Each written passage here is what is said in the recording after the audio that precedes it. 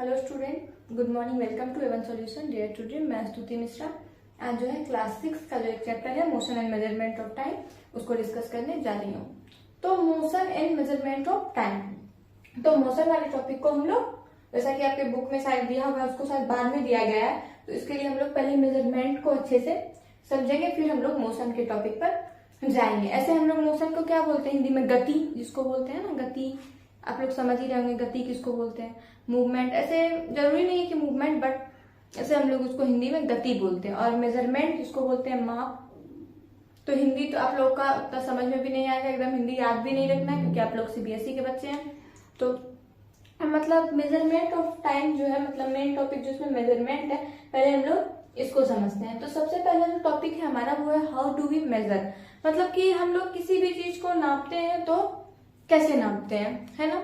अब जैसे कि हमको ये मार्कर को नापना है तो हम इसको किसमें, इसका लेंथ नापना है, किसमें नापेंगे, है ना। तो ये अब जैसे कि कोई कार्डबोर्ड है, उसका हमको पूरा मतलब कि मापना है कि उसमें कि थ्रेड लगाना है, या फिर बोलते हैं ना उसको पेरीमीटर बोल सकते हैं, परिमाप ऐसा।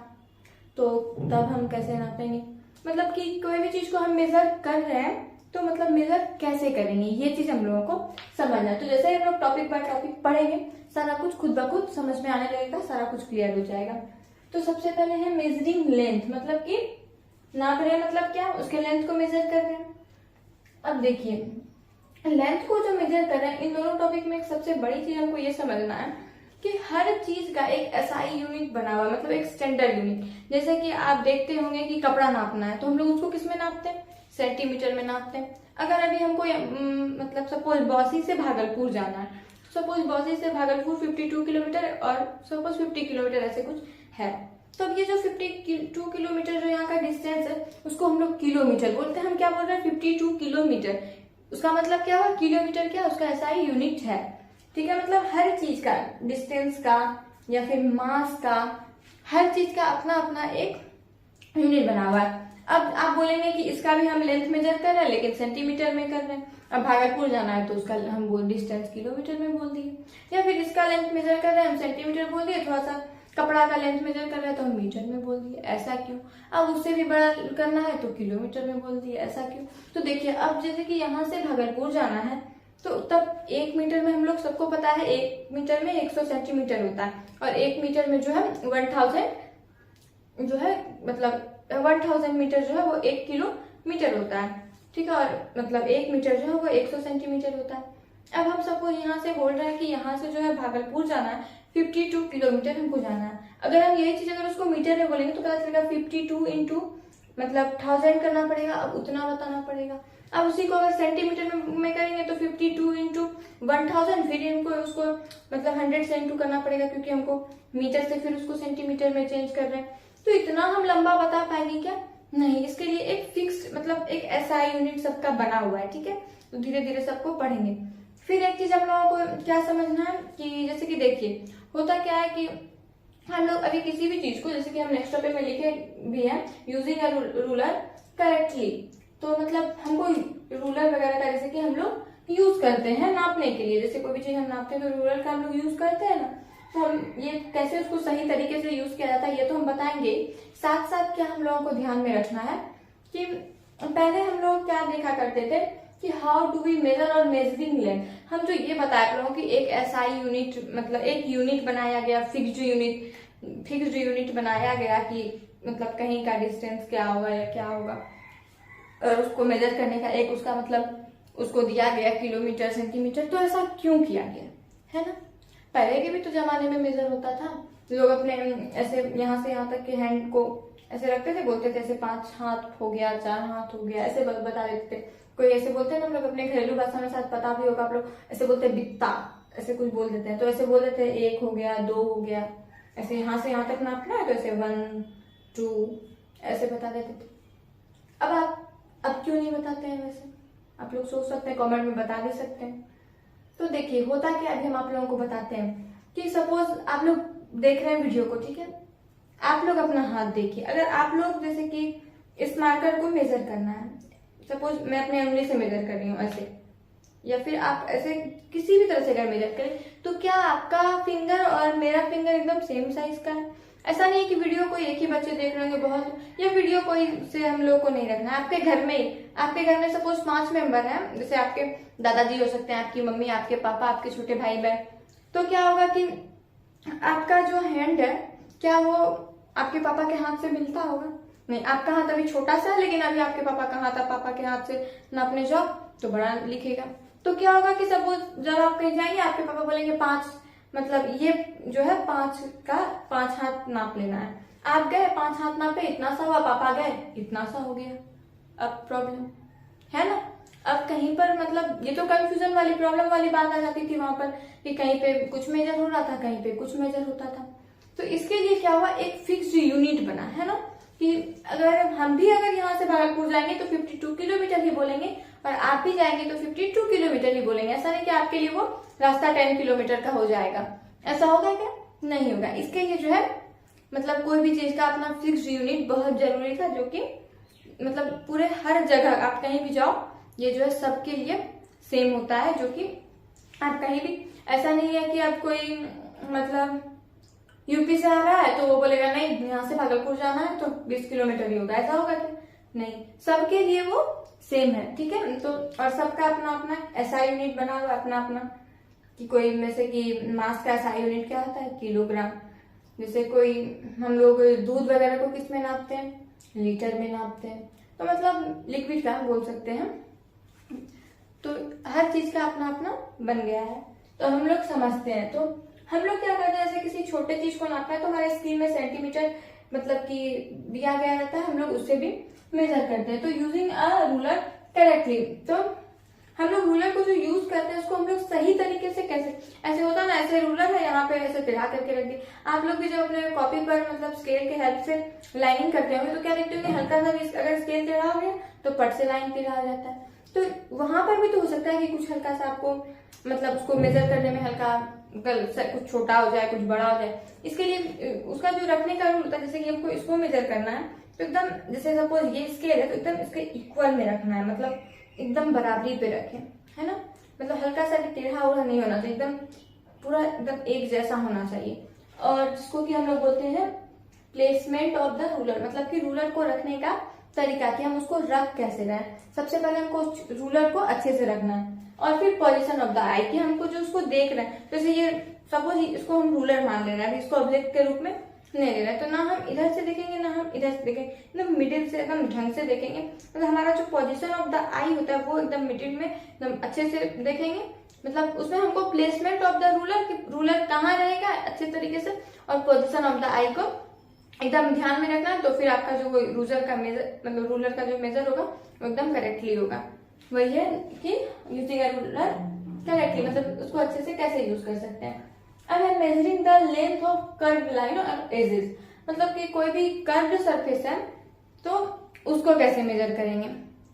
तो इसको ऐसे हम लोग समझ सकते हैं, ठीक है, कि सपोज देखा जाए कि आपके पास एक, सपोज आपका नोटबुक है, ठीक है, तो से रूलर से जैसे एक आपका नोटबुक है, रूलर से उसको यहाँ तक नापे, पता चला ठीक है 10 सेंटीमीटर, आगे किया पता चला 5 सेंटीमीटर ही यहाँ तक आया। उसमें भी कुछ कम ज्यादा हो सकता है ना, मतलब थोड़ा वहां पे आपको प्रॉब्लम टाइप का लगेगा। कहीं पे रूलर छोटा, मतलब कॉपी ऐसा तो थोड़ी एकदम फिक्स है कि ऐसे है फिर ऐसे।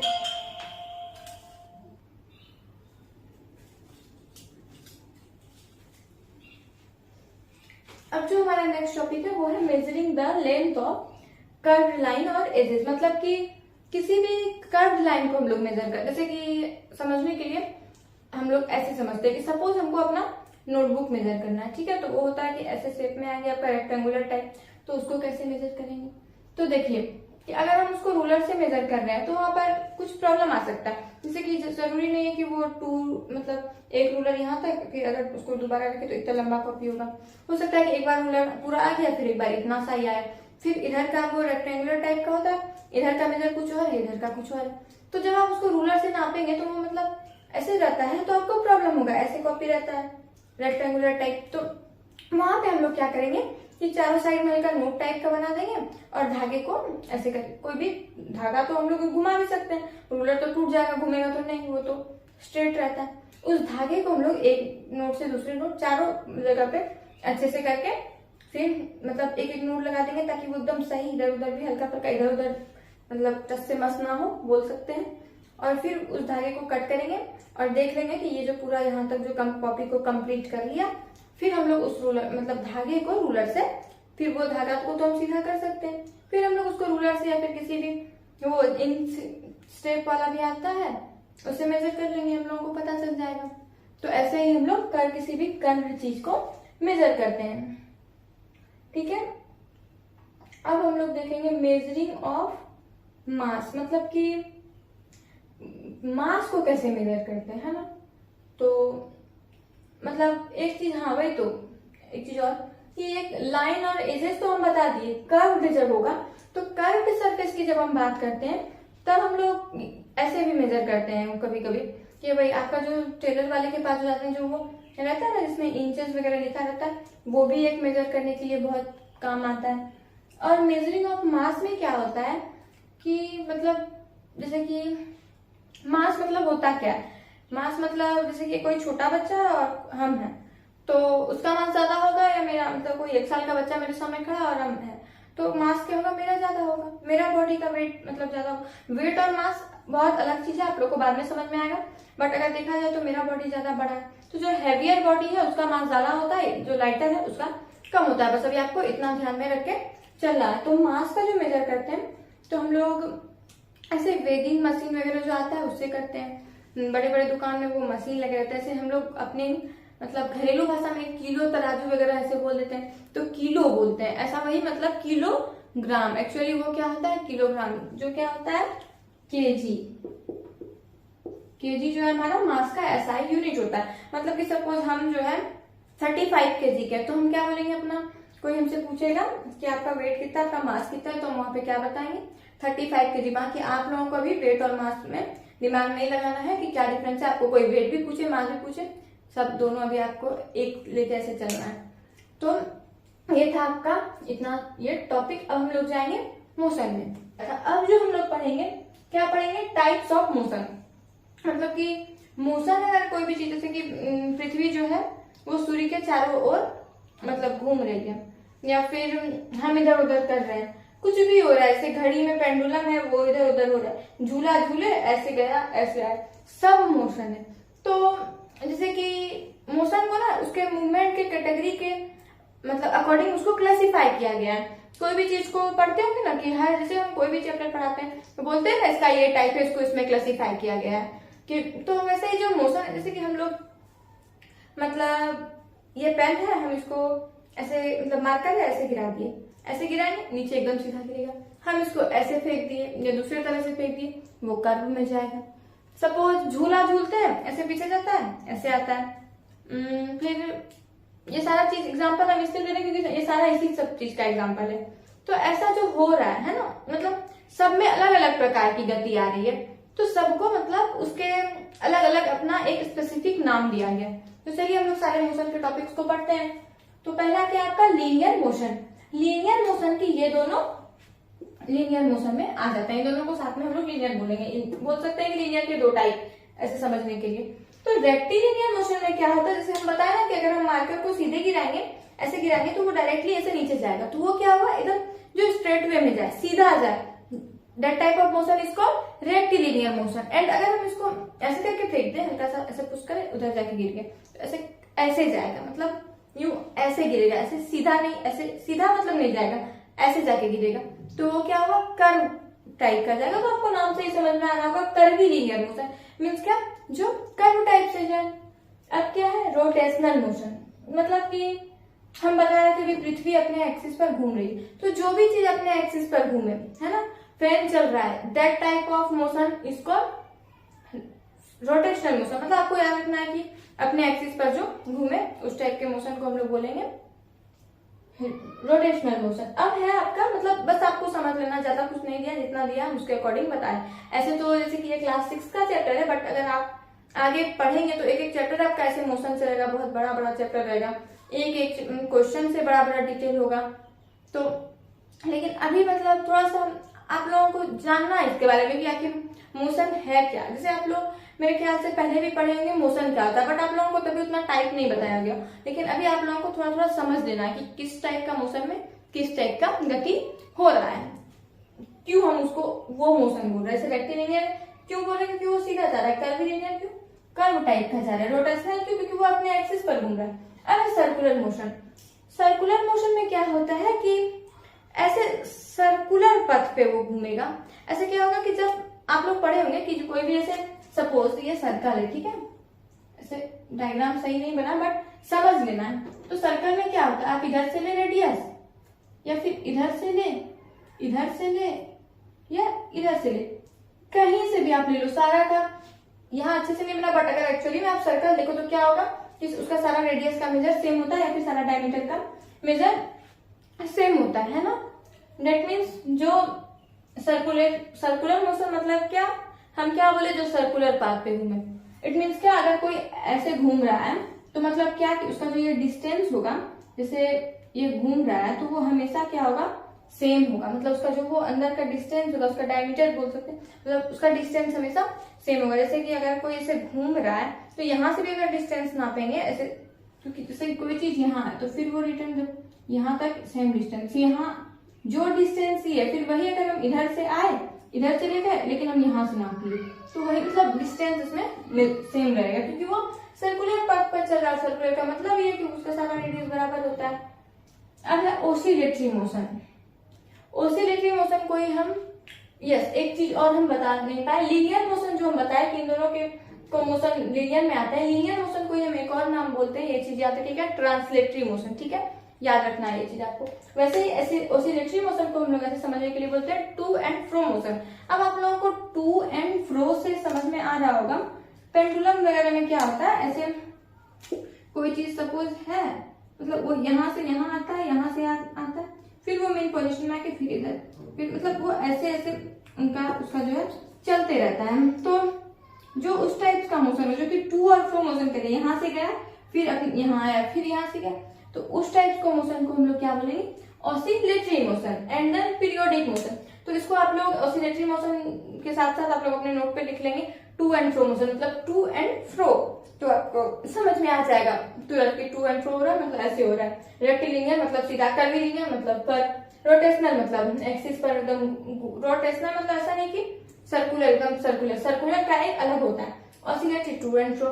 पेरियोडिक क्या समझेंगे नाम से, जैसे पीरियड बोलते हैं ना किसी भी चीज में, पीरियड ऑफ टाइम, मतलब पीरियोडिक मतलब क्या, जिसको कि जैसे कि कोई भी मोशन कोई भी काम हो रहा है तो वो सेम पीरियड ऑफ टाइम में हो जाता है। दैट टाइप ऑफ मोशन को हम लोग क्या बोलेंगे, पीरियोडिक मोशन। कैसे, जैसे कि झूला झूल रहे, हम बता रहे थे शुरू में ही झूला, तो जैसे झूला झूले वो ऐसे आया ऐसे गया, तो मतलब जनरली क्या हुआ, वो ऐसे जो आया सपोज उसको यहाँ से आने में 2 सेकंड लगा, तो फिर जो वो यहाँ से यहाँ मतलब ऐसे गया फिर यहाँ आया 2 सेकंड लगा, फिर जो ऐसे गया और ऐसे आया फिर उसको 2 सेकंड लगे। मतलब ऐसा नहीं कि झूला, कोई भी इस टाइप का मोशन हो जिस जो मोशन को होने में सेम पीरियड ऑफ मतलब सेम टाइम लगे, तो उसको हम लोग क्या बोलेंगे, पर्टिकुलर पीरियड ऑफ टाइम जिसमें लगे उसको हम लोग क्या बोलेंगे, पीरियोडिक मोशन। तो मेरे ख्याल से आप लोगों को पूरा चैप्टर समझ में आ गया होगा। ओके, थैंक यू, मिलते हैं नेक्स्ट वीडियो में।